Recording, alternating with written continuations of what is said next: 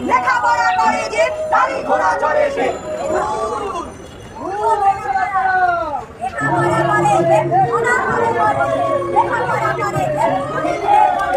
লেখাপড়া করে যে অনাঘরে মরে সে লেখাপড়া করে যে চুরি খেয়ে মরে সে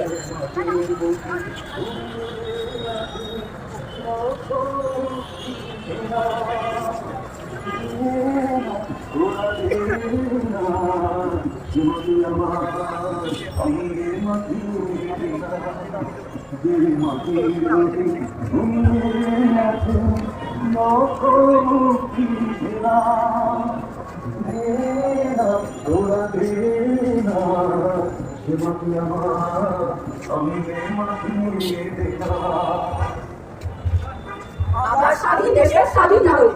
এই স্বাধীন দেশে